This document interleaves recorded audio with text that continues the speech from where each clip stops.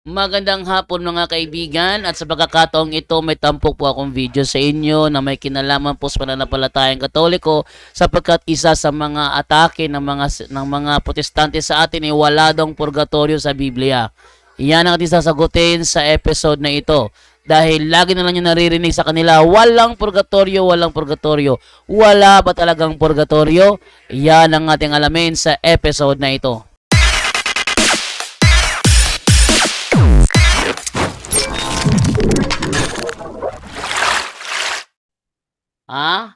Doon naman tayo sa kay Mama Ningning, Virginian JW, wala daw impyerno, walay purgatory. Nung walay purgatory, may purgatory sa Biblia. Halimbawa, eto, ating basahin tong sinasabi dito ha. Oh. Sabi dito sa unang Pedro kapitulo 3 bersikulo 19 ganito. Sabi dito. At sa 18.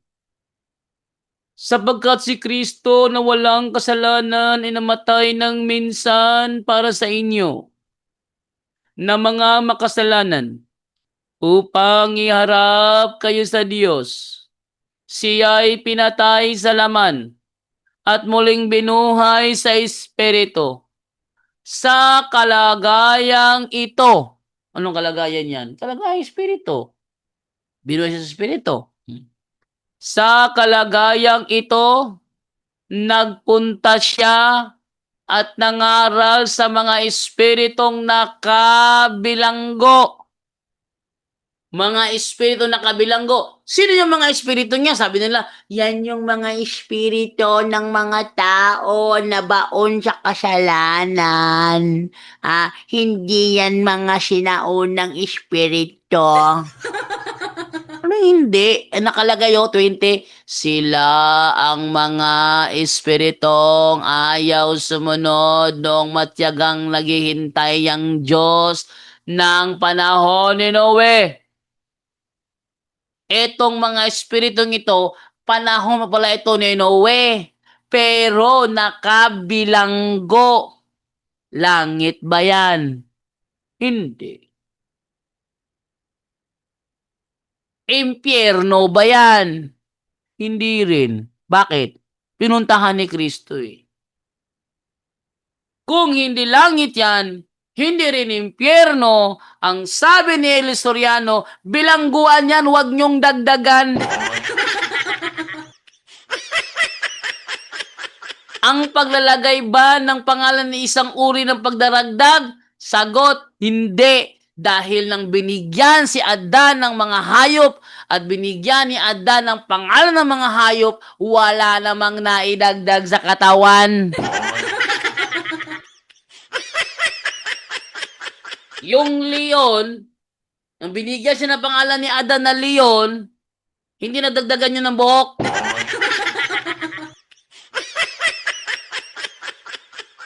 Nang pangalanan siyang leon, hindi naging dalawa yung buntot. Hindi naging 6 yung paa. At lalo na, hindi naging dalawa yung ulo.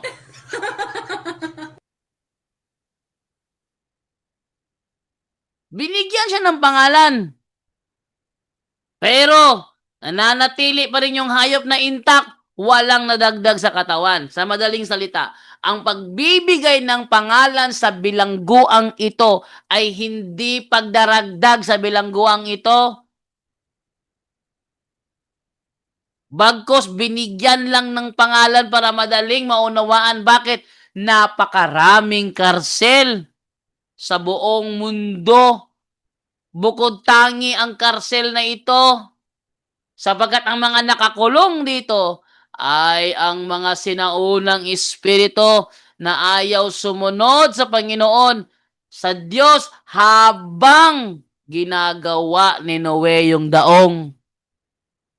Ang tagal na ng mga espiritong ito, nakabilanggo lang, pinuntahan ni Kristo, hindi langit, hindi impyerno, pinangaralan. Pinangaralan.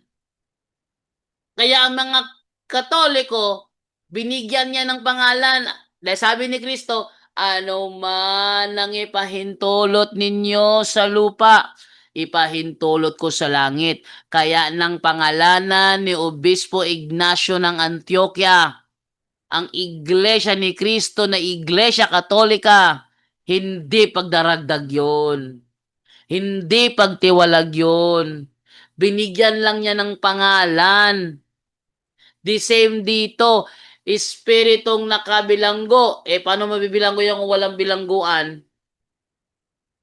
Kaya nga sa Spanish niyan, E por cárcel. Ha? May nakalagay sa Spanish niyan, E por cárcel. El purgatorio.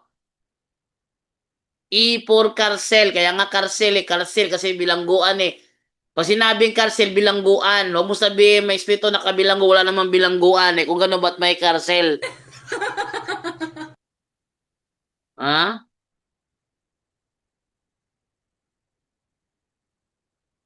Yan ang malaking problema dyan. Oh, tulad na yung magbabasa ng mga comments natin dito. Gabi na, 9:39 na. Okay, sabi naman dito naman ni Noj Paga, salvation is individual or personal. Okay, thanks. Ang salvation is indeed individual. But don't forget that in Ephesians chapter 5 verse 23, ang ililigtas ni Kristo is His church. Pag sinabing kanyang iglesia, siya ang nagtayo, hindi si Kibuloy. Ha? Siya ang nagtayo, hindi si Kibuloy. Tandaan nyo yan. O, sabi naman dito ni Rams TV, GYT Channel News Update. Papaalam ko ha na tuwing Monday night may live tayo ito sa YouTube channel ko. At sa mga darating na araw, may live rin ako sa YouTube channel ko. Through Brother Jared Almasora, na dating kalaban ko, ngayon kasamahan ko na. Dating kinagagalitan ko, ngayon ako na yung nagbabantay. Follow-up question. Yung batayan ba sa Biblia, yung Roma 2:14 hanggang 16, alain ba yon sa CCC paragraph number 847? Roma 2:14 to 16, basahin natin. Roma 2:14 to 16. Wait lang ha, para maano natin ha. Roma 2:14 to 16, ito sabi. Kapag ang mga hintil na hindi saklaw ng kautusan ay gumagawa batay sa panuntunan nito ayon sa kanilang likas na pag-iisip, ito'y nagiging kautusan na para sa kanila. Sa madaling salita, yung mga hintil, halimbawa, sino ang inutusan na bawal kumain ng baboy? Mga Hudyo. Ngayon, kung ang hintil eh hindi siya saklaw ng kautosang huwag kumain ng karne ng baboy, gumagawa batay sa panuntunan nito. Halimbawa, yung mga Seventh-day Adventist, mga hintil yon. Mga Amerikano, mga Pilipino, mga hintil yon, na hindi naman saklaw ng kautosang binigay sa mga Hudyo, pero gumagawa sila batay sa panuntunan nito ayon sa kanilang likas na pag-iisip. Ito'y nagiging kautusan na para sa kanila. Kumbaga, sarili lang nilang unawa yon. 15, ipinapakita ng kanilang mga gawa na nakasulat sa kanilang puso ang panuntunan ng kautusan. Pinapatunayan din ito ng kanilang budhi sapagkat kung minsan sila'y sinusumbatan nito at kung minsan naman sila'y pinagtatanggol ito sa kanilang isipan. Ayon sa magandang balita, aking ipinapangaral gayon ng mangyayari sa araw na ang mga lihim ng mga tao ay hakatulan ng Diyos sa amamagitan ni Kristo Jesus. Hindi siya salungat, hindi siya kontradiksyon. Kasi yung sinasabi through no fault of their own, ibig sabihin no, namumuhay sa kabanalan, hindi nga nila alam na maling ginagawa nila eh. Hindi nila alam na mali pala yung manatili sa born again. Hindi nila alam yon. Hindi nila alam na mali yung manatili sa mga protestanting simbahan. Hindi yun. Mali yun. Wala silang alam doon. Kung sinabi mo naman na eto katoliko, Katoliko pala, nagkatoliko, yun ang ibig sabihin. How about ayaw? Sabi nila, eto, Iglesia Katolika, tatang ni Kristo. Sabi niya, hindi ako naniniwala dyan. May mga rebulto kayo. Ibig sabihin, meron siyang sariling judgment niya. Meron siyang sariling hatol niya. Ayaw niyang maniwala sa kanyang binabasa sapagkat may sarili siyang hatol. Hindi pwede magitatag ni Kristo yan kasi sumasamba sa mga rebulto. E tanong ngayon, saan niya nabasa? Saan niya nabasa kung sino ang founder ng Katoliko, hindi pala si Kristo? Hindi naman makasagot. Okay sana kung makasagot, di naman makasagot. Ipit naman. Oh. Nuge Pagas. To God's eye, remember that Jesus Christ and the apostles are not members of the RCC. Never and never and never, okay? Anong never? Kung never sila naging member, saan sila nakahimlay ngayon? Ha? Alam nyo ba na ang mga bishops natin, pag yan namatay, sila'y ililibing sa diocese kung saan sila nagsisilbi? Ha? Hindi nyo alam yon. Ang mga bishop ng Katoliko, pag yan namatay, sila'y ililibing sa simbahan kung saan sila nagsisilbi sa katedral. Ngayon, saan nakahimlay ang mga labi ng mga apostol? Mayroon ba sa simbahan ninyo, Noj Pagas? Ating alamin. Ating alamin kung saan nakahimlay ang katawan ng mga apostol. Oh. Apostles remains. Oh. Ano niya? Apostles remains. Tayo sa ano? Sa Apostles remains tayo. Nasa na yung mga apostol nakahimlay? Oh, dito tayo sa dito tayo sa kabila. Ayan. Eto. Oh. Nakita ko yung screen natin para makita ninyo. Wait lang. Buksan ko muna yung Chrome natin. Ayan. Oh. Eto. Palakihin ko lang saglit ha para mas klaro. Para mas klaro. Wait lang. Ayan. Eto. Oh. Eto. Saint Peter. Saan Saint Peter? Buried under the altar in St. Peter's Basilica, Vatican City. His skull is in the Archbasilica of St. John Lateran. Saan daw nakalibing? Sa St. Peter's Basilica. Oh, kanino yan? Sa inyo yan? Sa inyo? Sa inyo? Ganun tayo kayo naman. St. Paul. Saan si St. Paul nakahimlay? Located in the Basilica of St. Paul outside the walls, Rome. Oh, sa inyo ba yan? Sa inyo ba yan? Oh, St. Andrew, San Andres, buried in the Cathedral of St. Andrew, Patras, Greece. Oh, though some relics are in Amalfi, Italy. Yan nyo, nakalibing sa Cathedral of St. Andrew. Sa inyo ba yan? Ay, hindi sila Katoliko. Mga Katoliko ang mga yan. Eh, kung hindi pa mga Katoliko, hindi yan ililibing sa simbahan Katoliko. Ano ka ba? Ito pa, St. James the Great, yung Santiago Laki, saan nakalibing? Siya ay nakalibing sa Santiago de Compostela Cathedral, Spain. Oh, protestante ba yan? St. Thomas, Basilica of St. Thomas the Apostle sa Ortono, Italy. Basilica, protestante ba yung simbahang yan? San Bartolome, saan nakalibing? Sa Basilica of St. Bartolome, Rome. Also, Benevento, Italy. Oh, sa protestante ba yan? Ang nakahimlay sa inyo, yang mga founder ninyo.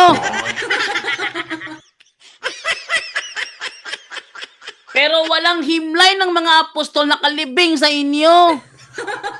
Oh, Saint Mateo, sa San Mateo, saan nakalibing? Sa Salerno Cathedral. O, inyo ba yan? O, si San Felipe, tsaka si Santiago Liit, saan nakalibing? Sa Church of the 12 Holy Apostles in Rome. Sa inyo ba yan? O, si Simon na Makabayan. At si Judas Tadeo saan nikalibing? Sa St. Peter's Basilica, Vatican City. O, inyo ba yan? Protestante ba yan? Ito, si San Matias. Saan nakalibing? St. Matthias Abbey sa Trier, Germany. O, sa inyo ba yan? Protestante ba yan? O, St. John, buried in the Basilica of St. John in Ephesus, Turkey. O, sa inyo ba yan? Sinong apostol ang nakahimlay sa simbahan nyo, Noj Pagas? Sigurado ako Sigurado ako wala.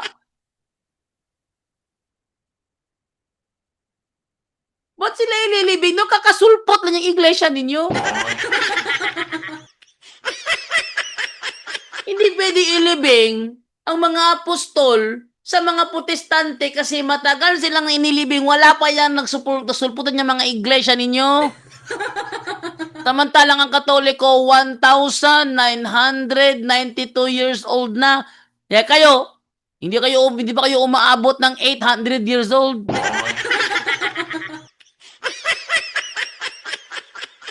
Tapos magpapiling-piling kayo na may alam, piling-piling kayo magaling, piling-piling kayo nakakala nyo kung ano yung kiniklaim ninyo. Bakit? Nung ginagawang isang libro, ang Old and New Testament, anong ginawa nyo? Anong ginawa nyo? Tinitiyak ko, wala kayong ginawa. Wala. Bakit wala?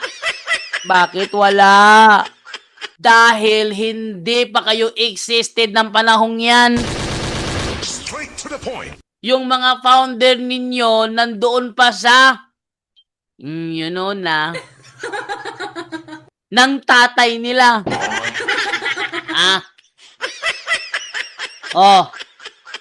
Sabi doon ni Rams TV Channel News Update.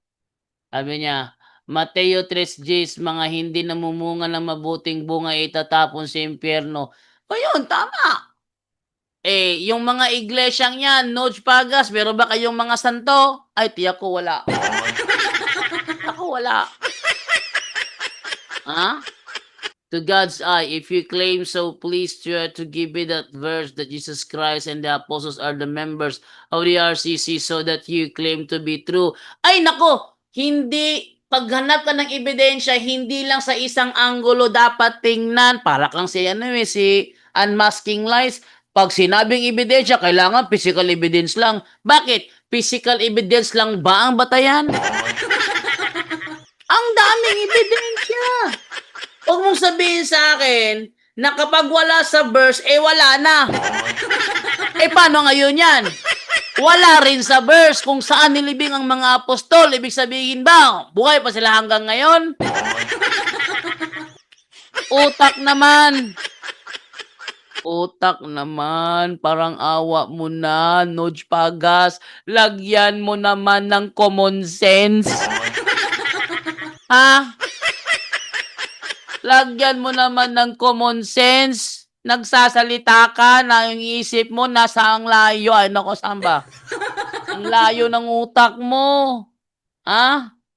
Nasabi ko na, Jun Pagas, libre mag-search. Ayaw nyo lang tanggapin. Who's the first Bishop of Rome? Talagang ayaw lang tanggapin. Kasi wala silang Bishop of Rome. Hindi, wala nga sa Roma yan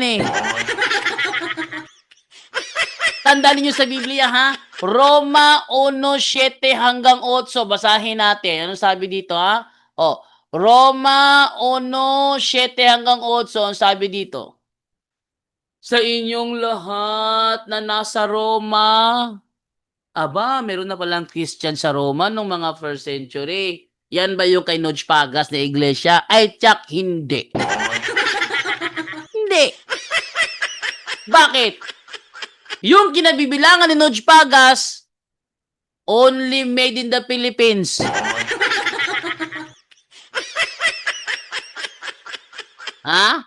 Made only in the Philippines. Ang iglesia na kinaaniba ni Noj Pagas. Sa Pilipinas lang nagsimula. Samantalang ang tunay na iglesia sa 1st century nakarating na sa Roma. Sa first century, wala pang iglesia kinaniba si Noj Pagas. Wala pa. Ano sabi? Mga minamahal ng Diyos at tinawag upang maging banal. Ating basahin sa English yan. Ano sabi sa English? To all that be in Rome, beloved of God, called to be saints, tinawag para maging santo. Sa madaling salita, ang iglesyang yan may mga santo. Eh yung kay Nuj Pagas, may mga santo ba? Wala. Wala. Wala.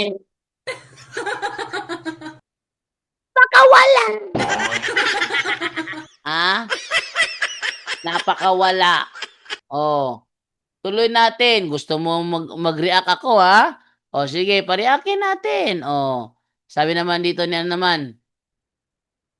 Saan na ba yun? Tayo sa ano? Saan na ba yun? Nawala na. Ito to. Yung pinakano nila. Sabi naman ito ni Rams TV GYT channel news update. Why are you believing in history now, Noj Pagas? The history is part of reality. So, sino mga protestante ang takot sa history? It means ayaw nilang malaman na ang kanilang iglesia ay kakasulpot lang. God's eyes. Si Ignatius, hindi yan nagtukod ng simbahan. Estudyante mismo yan ng mga apostol ni Kristo. Si Ignatius of Antioch is a disciple of the Apostle John. Direct disciple of the Apostle John. Sabi na ngayon, may talata ka ba? May talata ka ba? Wala. O di totoo. O di pa, bigyan mo ko ng background ni Ignacio. Anong bigay mong background? Kasi kapag sinabi mong wala, kasi wala kang nabasa, ang ibig sabihin yan, fallacy of argument from silence. Fallacy of argument from silence. Pag sinabing fallacy, palpak na argumento ang pala. Kaya nga pala si palpak na argumento eh. Ayun, dito kayo nakabati sa palpak na argumento. Kung sabihin nyo, hindi yan disipulo ni Apostol Juan, kaninong disipulo yan? Ay, nako. If you want to know the truth, you research about the history and traditions, sabi ni Rams TV JYT. Noj Pagas, to God's eyes, Saint Ignatius of Antioch first used the word Catholic, so he invented the word. Only the word, but not the church. Noj Pagas, you must learn the logic of distinction. Because if you do not learn the logic of distinction, then it will be the result that you know nothing. You don't know anything. If you don't know the logic of distinction, Saint Ignatius invented the word, not the church. For example, let me give you this example. Nung si Charles Taze Russell nagtatag ng kanyang iglesia, ang tawag sa kanyang mga alagad, Bible student. Bible student. Nagkaroon siya ng successor na ang pangalan ay Franklin Rutherford. Ito naman si Franklin Rutherford noong 1931. Binigyan niya ng pangalan. Inimbentohan niya ng pangalan.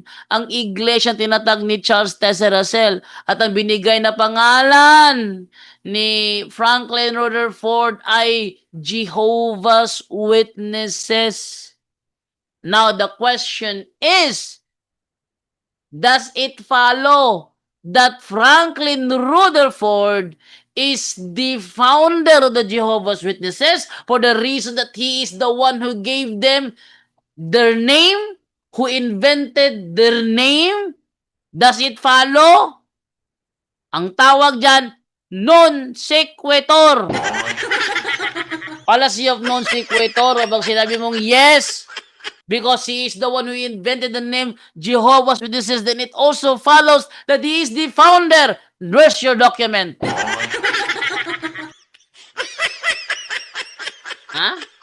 Where's your document?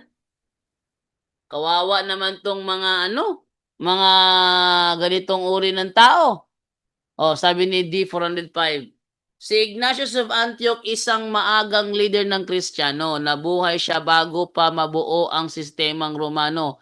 Katoliko na kilala ngayon. Oh. Oh, Romano Katoliko na kilala ngayon. Oh, sabihin, nandyan yung kilala ngayong Romano Katoliko, yun yung pinangalanan ni Saint Ignatius noong 107 AD. Oh. Naman tayo ngayon, Nuj Pagas, to God's eye, only an innocent people are ignored and misled by the ignorance, okay? Ang ignorance ito yung hindi nagbabasa ng history. Nuj Pagas, I think you are the one who's ignorant because you know nothing about the Christian history. Because if you only knew, then you will not say that. Okay. Nililibing sila sa ilalim ng altar, sabi ni Yusef. Oh, sabi naman ng Spagas, ignorance meaning they know what are the best in facts, but they don't accept the very truth. We do accept the very truth that all the apostles have been buried to a Catholic cathedral. But the question is, do you accept that very truth? Do you? I know you're not. Sabi naman ni Gazay, paano kami maniniwala sa iyo laway lang source mo, John Pagas? Tama! Laway lang! Ni wala kang dokumento kung saan nakalibing ang mga apostol. Wala! Talagang laway lang, laway lang, laway lang! Yun! O Gazay, sabi ni Gazay, may bishop ang totoong tatag ni Kristo, Jun Pagas. Diyan pa lang, magtaka ka na. Bakit walang bishop sa sekta nyo? Talagang walang bishop sa kanila. Sa Biblia, may bishop talaga sa Biblia eh. O, basahin natin may bishop sa Biblia ha. Eto, sabi niya to na may bishop sa Biblia. O, eto tayo sa Gawa 20:28. O, eto, ano sabi dito? O, sabi dito, yan. Ingatan ninyo ang inyong sarili at ang buong kawa na sa kanila ay ginawa kayo ng Espiritu Santo na mga obispo. Ngayon, meron na bang bishop? Ito ang magandang tanong. Kasi dito sa first century may sinabihang bishop. Ginawa kayo. Eh di marami sila. Ng Espiritu Santo na mga obispo. Ito ay protestante. Sinong obispo ang maipapakita nyo sa amin na existing na panahon pa sa mga apostol? Existing na panahon pa sa mga apostol. Bigyan nyo ako. Pag wala kayong naibigay, automatic, verified, tulpot. Straight to the point. O, tuloy natin. Sabi naman ni Noj Pagas, remember to God's eye, remember that we are all students under Christ. Oy! Feeling? How come you become a student and you are not part of His church? You're not part of His church. How can you become a student? If you really is a student, this is what God said. In John chapter 10 verse 16, basahin natin, ano? John 10:16, sabi ni Kristo ganito. At mayroon akong ibang mga tupa na hindi sa kulungang ito, sila'y kailangan din namang dalhin ko at kanilang diringgin ng aking tinig. Saan dadalhin? Doon sa kulungan ng kanyang mga tupa. Ibig sabihin, kailangang umanib sa iglesia ang kanyang itinatag. Anong ginawa? Nagtayo ng sariling kanila. Nagtayo. Pareho sa mga Hudyo. Anong sabi ni Apostol Pablo sa mga Hudyo noong unang panahon?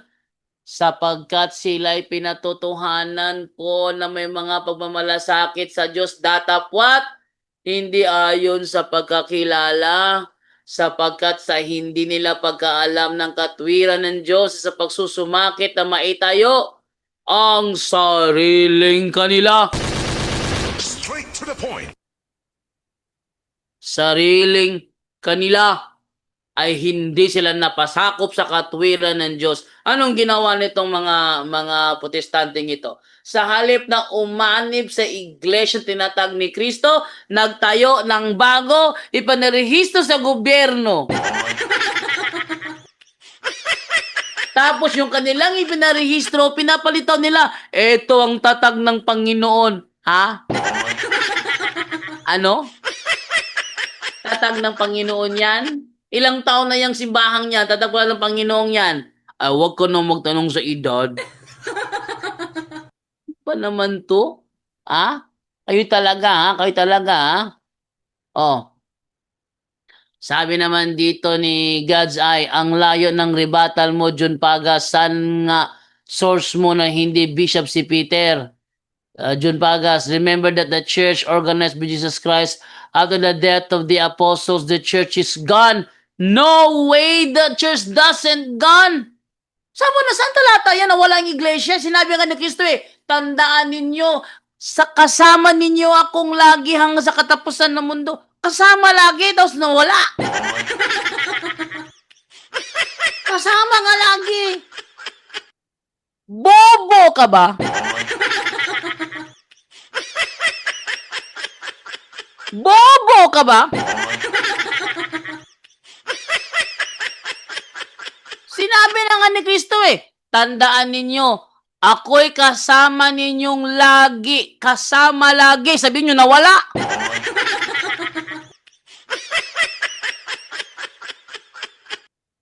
Jun Pagas naman, para kang utak bulinaw niyan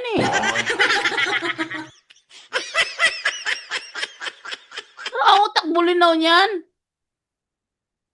Ano nawala? Sinabi na nga ni Jesus, kasama niyo akong lagi. Nawala.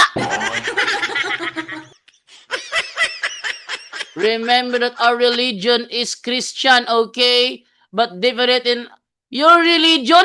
Sect lang kayo, sect. Hindi kayo religion. Ang Roman Catholic, ang Christian religion.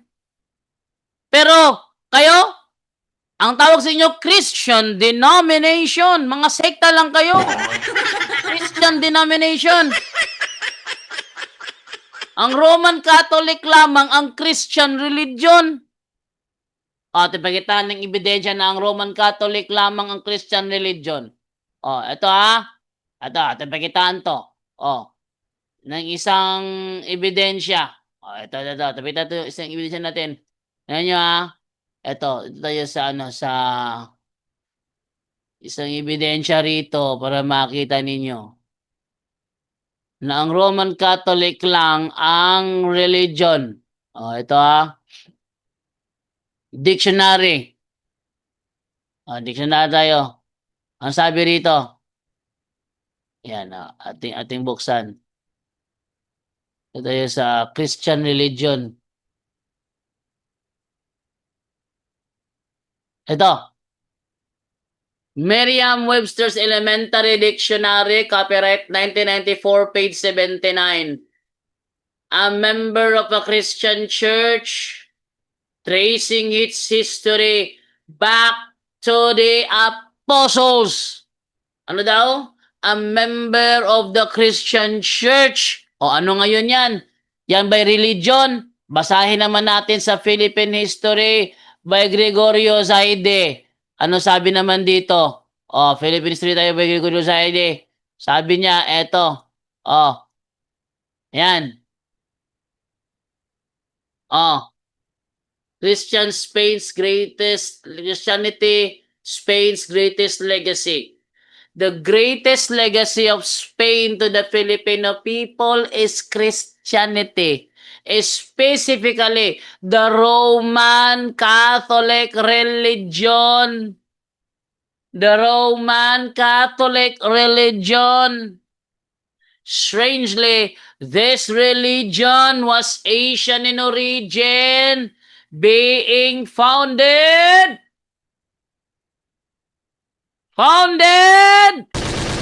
Straight to the point. founded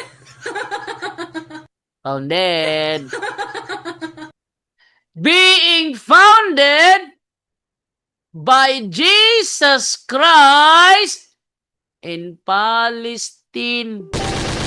Straight to the point. Being founded, the Roman Catholic religion. Ang Roman Catholic religion lang. Ang Christian religion. Pakita pa din ng ibang ebidensya pa rito. Eto.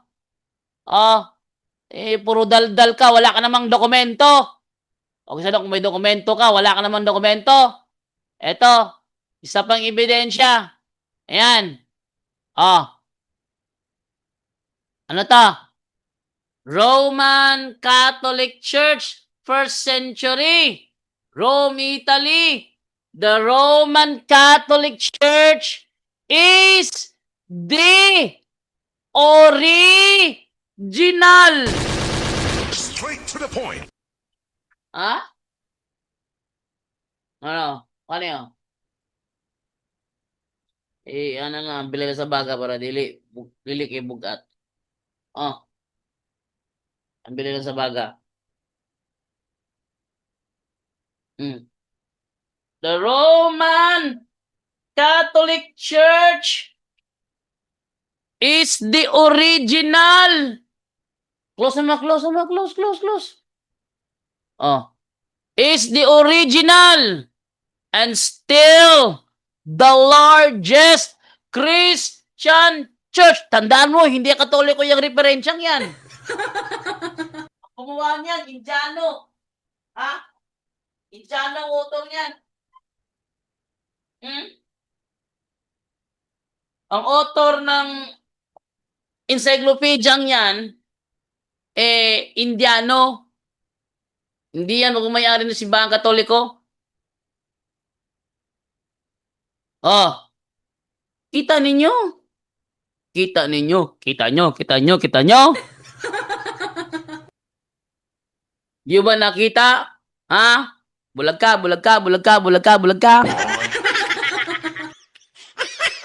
Hindi mo nakita yan.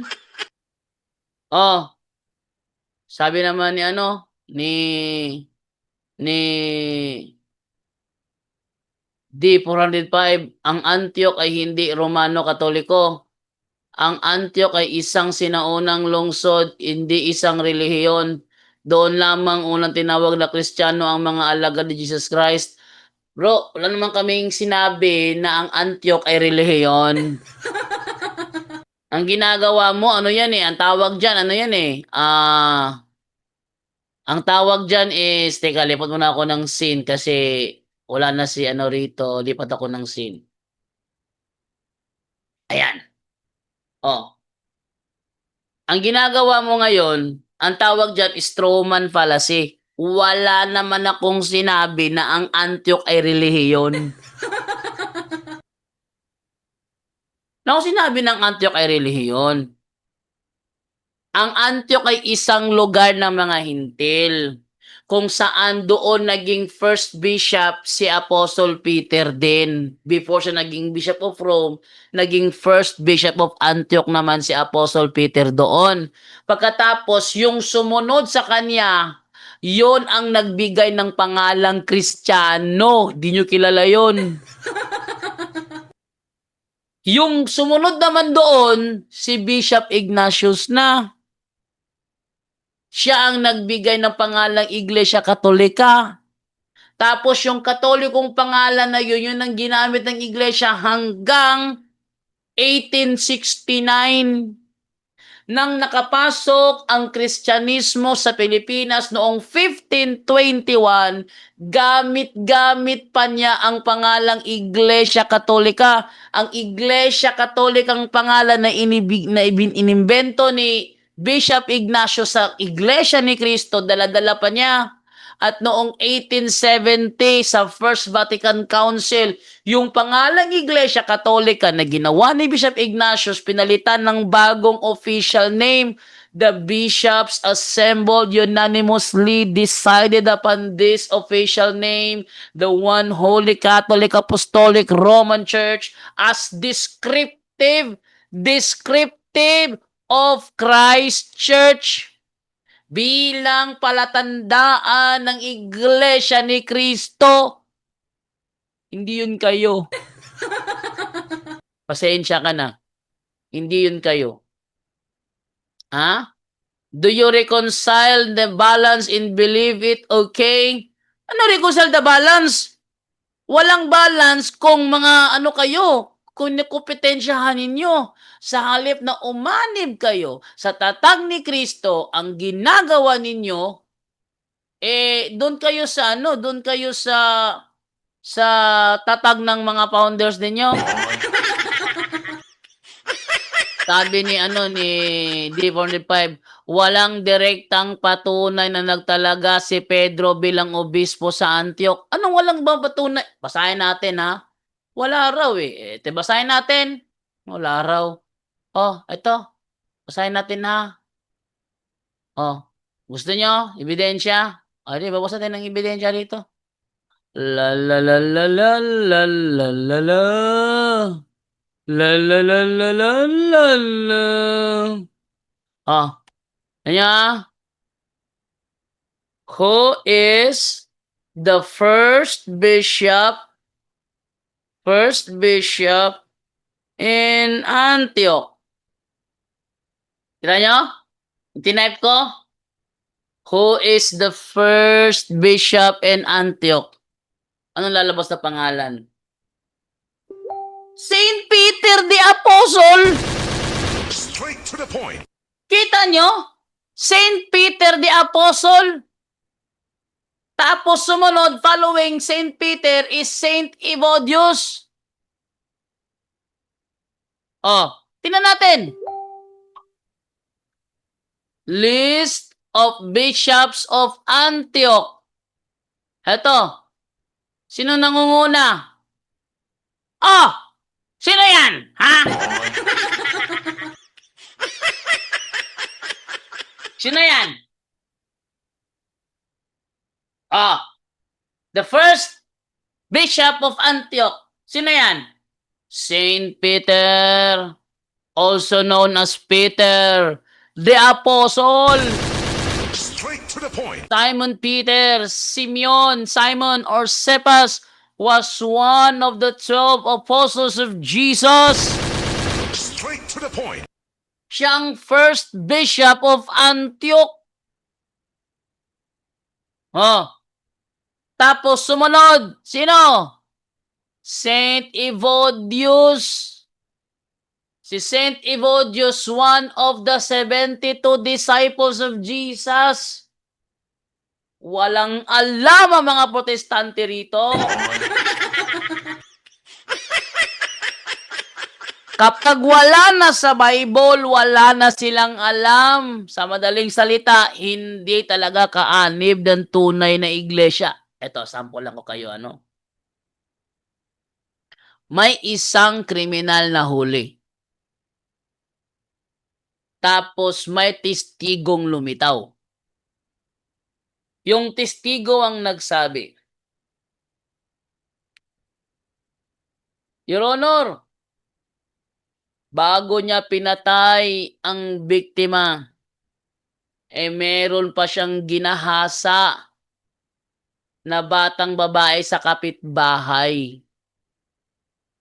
Yung attorney naman ng kriminal, sabi ng attorney ng kriminal, ginahasa? Tinan ko yung record ko. Wala sa record Wala sa record.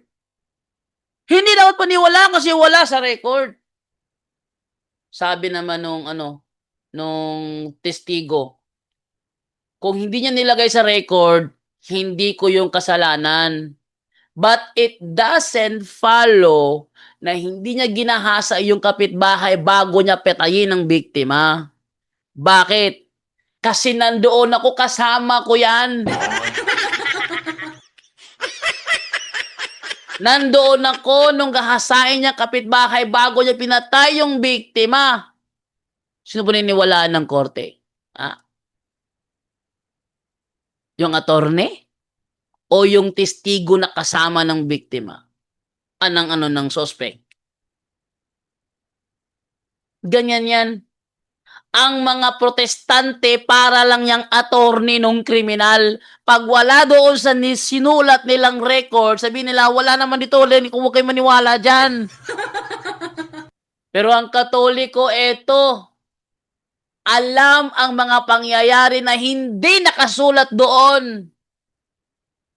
Kasi kasama kami. Magkasama kami. Wala kayong ganyan. Kaya kapag wala na sa Bible, wala na kayong alam. O sa Bible, sa Antioch, unang tinawag ang mga mananampalataya na mga Kristiyano.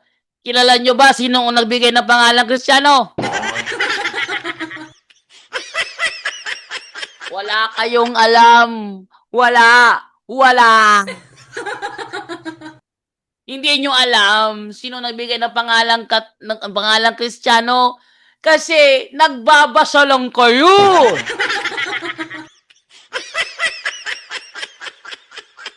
Ha? Kasi nagbabasa lang kayo. Wala talaga kayong alam pag wala na sa Bible. Kasi nagbabasa lang kayo. Gets nyo? Oh, gets nyo? Remember that the Bible is the fixed, final, and executory concerning the faith and salvation. Mali! Mali! Ang Bible daw, ang final executory. Ha? Saan talata yan? Saan talata? Sige. John Pagas, ang talata yan na ang Bible, ang final executory. Sige, bigyan mo ako talata. Sige, ganyan din. Subukan tayo. Sige, bigyan mo ako. Saang talata sa Bible na ang Bible ang final executory? Bigyan mo ako talata. Sige, labas. Labas. Labas ka agad. Hahamunin mo ko sa yabang mo, ha? Sige, labas. Saang talata sa Biblia na ang Bible ang final executory? Saan? Sige na, John Pogos, ang gigigil ako sa iyo eh. No hurt feeling, okay, be sports because this is the fight between the false and truth. Yun nga! Gusto kong ipakita sa lahat ng tao na ikaw yung false dito. Ikaw yung false. Sabi mo, ang Bible ang final executory. Saang talata yan? Saan talata? Sige na. Nagigigil ako sa mga sinungaling eh. O, sige. John Pagas, labas mo talata. Nagigigil ako sa mga sinungaling. Nagigigil ako sa mga sinungaling. Labas na! Bilang ako hanggang 20. Pag hindi mo nilabas ang talata, tatanggalin kita. Isa. Dalawa. Tatlo. Saang talata? Labas na! Tatlo na bilang ko. Apat. Bago kita tanggalin, babasahin ko kung ano yung final executory. Hindi Biblia. 5. 5 na. Wala pa rin? Wala pa rin? Nakalima na ako, ha? 6. 6 na. Tagal naman. Sige na, gusto ko ipakita na ikaw yung false dito. Gusto ko ipakita na ikaw yung false dito eh. 7. 7 na. Hanggang 20 yung bilang ko. Huwag mo sagarin. Pinapakita mo lang lalo na ikaw yung nasa false. Ikaw yung sinungaling. 8. 8 na. Ha? 8 na. Ang Biblia daw ang final executory? Saan talata yun? Maglalabas ako ng talata, bakit tatanggalin? Tapos ng talata, hindi Bible. Siyam na, tagal naman maglabas. Siyam, sige na, tagal naman eh. Final executory daw. Ha? 10. Naku, nakasampu na ako. Nakasampu na ako. 11. Ito yung problema sa mga walang alam sa Biblia. Nagpipiling magaling. Piling magaling. Nanggigigil ako eh. 12. Naku, 12 na. Wala pa inilalabas. 13. Sa ika-15, maglalabas ako ng talata na hindi Bible ang final executory. Ha? 14. Naku, 14 na. Wala pa rin. 14 na wala pa rin. Ha? 15. Ito ang talata na sinasabi ko na siyang final executory. Ito. 1 Timothy chapter 3 verse 15. Ano sabi dito? Tingnan ninyo. Makinig kayo kung Biblia ba ang sabi dito. Ayan.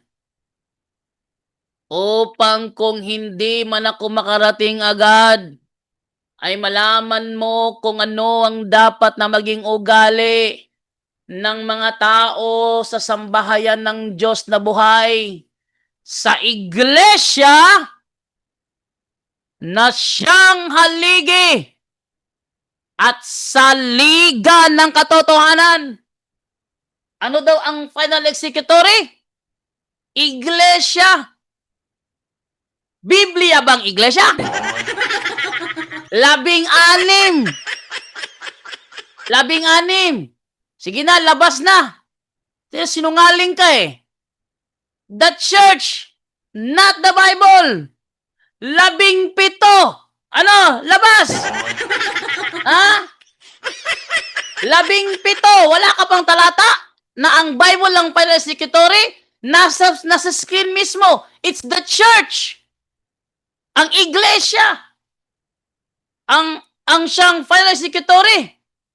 18. Nako, 18 na. Wala pa rin siya. Ito yung pinagkaiba ng mga sinungaling sa totoo. Daldal lang ng daldal, dakdak lang ng dakdak. Wala namang prueba. 19. Wala pa rin. Isa na lang kulang eh. Wala pa rin. 20. Bye-bye sa'yo.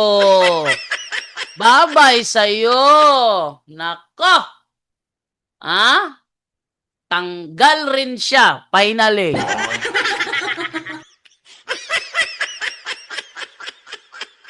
Alam niyo mga kaibigan, ang punto por punto ay lumitaw sa mundo para magturo ng totoo. Kaya ang mga protestante dyan, na piling alam ang kanilang mga sinasabi, pag yan hinamon ko ng 20 bilang, actually talaga nagbilang ko ng 20 eh. Tingnan nyo ha, pag ako nagbilang ng 20, hindi yan mabilisan, dahan-dahan yan. Ibig sabihin, may mataas na pagkakataon ng protestanteng patunayan ng kanyang tindig. No. Pero ano ginagawa ng mga protestante? Binabaliwala. Sa halip na patunayan nila ang kanilang assertion, ang ginagawa, nagpapatutsada.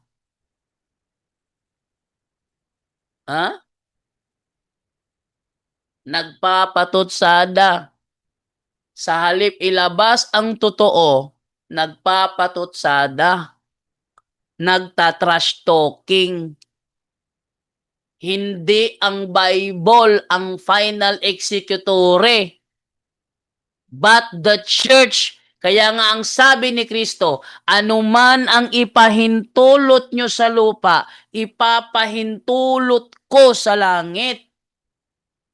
Kaya kapag ipinahintulot ng Iglesia Katolika ang rosaryo, may pahintulot ni Kristo yan. Pag ipinahintulot ng Iglesia Katolika ang Christmas, ang New Year, ang Holy Week, ang Valentine's Day, ang All Saints Day, ang All Souls Day, ano pa? Ang nobena, ano pa? Yung mga sinasabi nilang wala sa Bible. Once yan ipinahintulot ng iglesia, ang sabi ni Kristo, ipapahintulot ko sa langit. Ano kanila ipinagbawal? Okultismo, gaya ng paglapit sa mga albularyo, pinagbawal yan. Abortion, same-sex marriage, same-sex union, ano pa? Once ipinagbawal ng Iglesia Katolika ang sabi ni Kristo, alin mang ipagbawal nyo sa lupa, ipagbabawal ko sa langit. Kaya yung mga ano diyan, yung mga mga same sex, sabi nila, si God naman ang nasa aming gitna eh. Siya naman ang sentro ng aming relasyon. Basura yan, alam nyo kung bakit? Alam nyo kung bakit? Hindi pwede na ang Diyos na nagsunog sa Sodoma at Gomora magbabago para sa'yo, para sa inyo. Kayo ang sumunod. Kayo ang nilikha, kayo ang sumunod. Hindi pwede na mag-imbento kayo ng sarili ng Diyos para masunod yung layaw ninyo, makipagrelasyon sa kapwa nyo lalaki, kapwa nyo babae.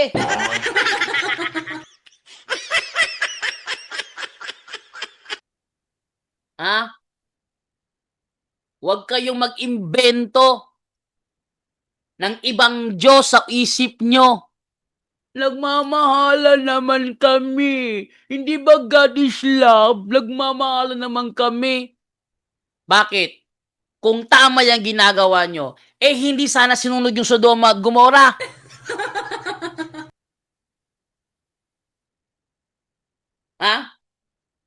Kung tama yung ginagawa nyo, hindi sana sinunog ang Sodoma at Gomora. Tandaan nyo, ang Diyos na gumawa nun ay siya ring Diyos natin ngayon. Kaya huwag kayong mag-imbento ng ibang Diyos dyan sa isip nyo. Nakalimutan ko, 10:30 na pala. Nakalimutan ko, 10:30 na pala. Sabi ni Black Commando, kaya nga iwasan ang debate na ayaw makikinig. Maganda ngayon ayaw niya makinig kasi pag ayaw niya makinig, sirado isip niya, ang mga tao nakakapag-adjust naman yun. Sabi ng mga tao, ito mas maganda kumanta si Jando. Para lang yan ganito. Yung bangayan ng Katoliko Protestante, para lang yung singing contest. Kayo nakikinig, kayo naman yung judge. Sino mas magaling kumanta? Pag larangan ng pananampalataya, sigurado ako magaling kung kumanta. Pero pag larangan ng awit talaga na kanta na may mga instrumento, wag nyo kong asahan dyan.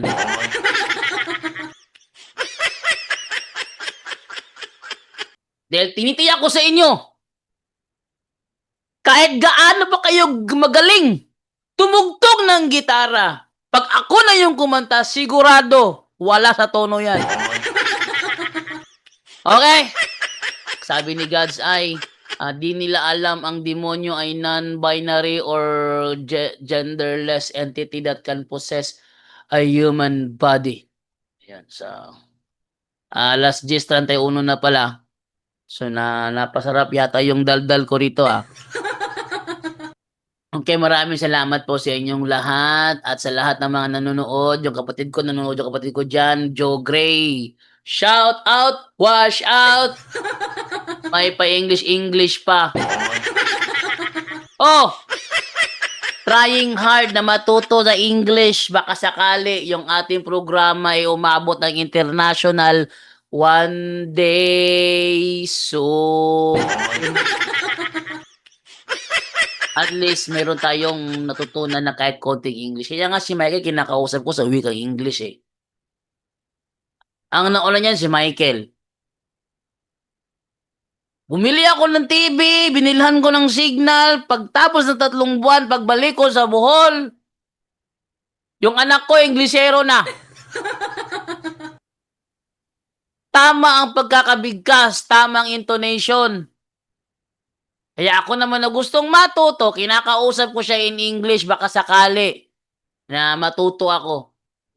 Kaya, 10:33 na, kailangan ko na magpahinga. Hindi nakapag-live si Jared ngayon kasi, tog. Sabi ni, tog, tog. Sabi ni ng kapatid ko, Jogre, no? Jogre. So, paalam na po sa inyong lahat dahil naantok na rin ako. At least, yung INC na ate, sana makausap ko hindi pumasok. Sabi niya, yung anak ko kasi, ito yung problema to kasi pag siya na nagsabi ko nga kay Jared Almasora bro, unahan ko na bro, hindi talaga papasok yan. Dahil pag yan ang nag-request, talagang Indian. Anong nangyari? Hindi nga talaga pumasok. Okay, paalam na po ko sa inyong lahat and this is Jando Alabado nagsasabi po sa inyo. Kita-kits po tayo ulit bukas dito lamang sa Punto por Punto. Paalam! Anyone can claim the statement of the Bible because we can do a private interpretation. Kining ako mga kaigsunan nga gipabarog nga usa ka haligi nganong matuod ang simbahan tungod kay gitukod ni Kristo. Dili tungod sa pagkamabasa, dili tungod sa karakter, dili tungod sa ngan usara ang haligi nga kung gipabarog nganong nahimong tinuod ang simbahan Katoliko way laing rason tinukod sa atong Ginoong Hesus-Kristo. Talakayan to, hindi bara-bara. Katotohanan lang, walang palusot. Para sa mesa ng usapan, di kami nag-aaway. Puro talakayan, hindi banggayan ng patay malisay. Aral hinahimay, parang beats na nire-replay. Truth ang target namin, hindi hypo display. Bawat teksto sinisilip, context yan di pwedeng ipinipilit. Doctrine na solid, hindi fake, hindi boses ng Diyos, di namin gustong i-credit. Doktrina flow, hasal ng pag-iisip. Salita ng Diyos, yan ang aming inisip. Uhaw sa turo, kaya kami nagdidip. Sa talakayan, truth ang pinanghahawakan. Keep it! Doktrina flow, hindi ito laro. Pag unaway tumatagos hanggang buto. Sa bawat linya, puso ang sumisigaw. Katotohanan lang, walang bawal, walang bawas raw. May tanong, sige lapag mo, let's go. Di kami takot sa debate na may respeto. Spirito ang guide, parang beat na smooth ang tempo. Pag may liwanag, lahat ng shadow nagme-melo. Hindi kami nagmamarunong nag-aaral lang. Pag may gap sa mind, Diyos ang pumuno niyan. Ang Iglesia ng Diyos mula Espanya, papuntang Pilipinas. Dapat malinaw yan. Hindi kompetisyon, hindi kami nagra-rhyme para lang manalo. Puso ang puhunan, hindi bara-para ang palo. Truth ang goal, yan ang tunay na trono. Doktrina flow, hasal ng pag-iisip. Salita ng Diyos, yan ang aming inisip. Uhaw sa turo, kaya kami nagdidip. Sa talakayan, truth ang pinanghahahakan. Keep it, doktrina flow, hanggang dulo go. Liwanag ang bit-bit, hindi ego. Sa doktrinal na usapang totoo. The pillar and foundation of the Kami ang truth bida, is the yo! church, and the Catholic Church is the church founded by Jesus Christ. Then, asay inyong pilion.